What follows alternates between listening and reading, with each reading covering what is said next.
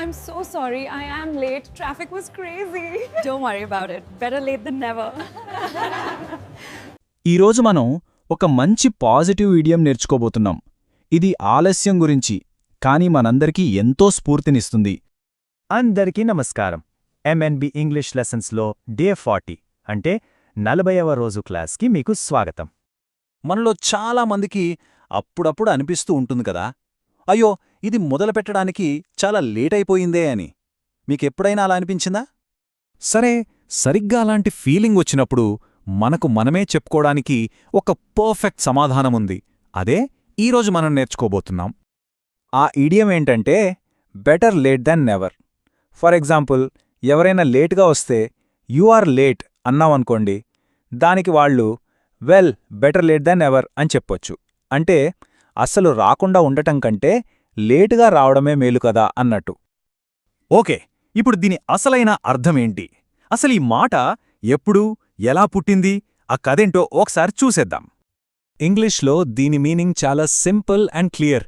It is better to do something or arrive late than not to do it or arrive at all. మన తెలుగులో చెప్పాలంటే, ఒక పనిని అస్సలు చేయకుండా వదిలేయడం కన్నా కాస్త లేటైనా పర్లేదు, దాన్ని పూర్తి చేయడమే మంచిదని అర్థం. ఇంతకీ ఈ మాట ఎక్కడ్నుంచొచ్చిందో తెలుసా? ఇది చాలా చాలా పాతది. ఊహించండి, ఏకంగా 1386లో జెఫ్రీ చాసర్ అనే ఒక ఫేమస్ రచయిత దీన్ని మొదటిసారిగా రాశారంట.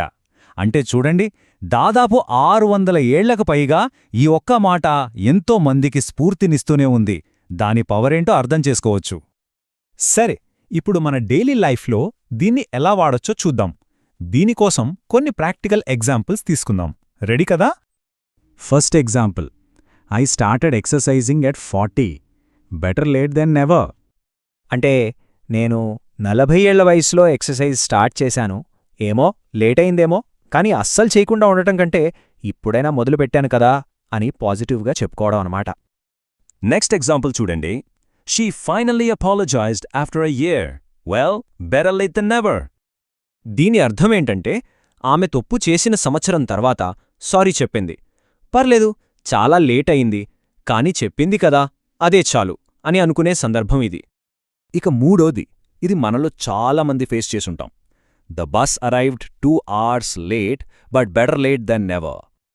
అంటే అబ్బా, బస్సు 2 గంటలు లేటుగా వచ్చింది, అయినా పర్లేదులే, అసలు రాకుండా పోవడం కంటే లేటుగానైనా వచ్చింది కదా అని మనకు మనం సర్ది చెప్పుకుంటాం కదా, అదనమాట.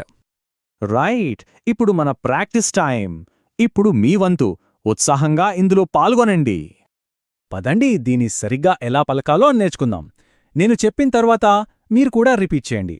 రెడీనా? Better, late, than, never. Super! ఇప్పుడు అన్నీ కలిపి చెప్పండి. Better late than never. So ఈ ఇడియం మనకు చెప్పే ముఖ్యమైన పాఠమేంటంటే, గతం గురించి వరి అవ్వొద్దు, ఈరోజే మొదలుపెట్టండి. అంతే. ఇక ఈరోజు మీకోసం ఒక చిన్న ఛాలెంజ్.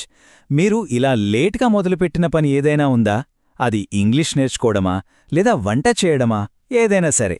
లేట్ అయినా పర్లేదు అని మీరు మొదలుపెట్టిన ఆ పని ఏంటో కింద కామెంట్స్లో తప్పకుండా నాతో పంచుకోండి. ఈ విషయం మీకు నచ్చిందా?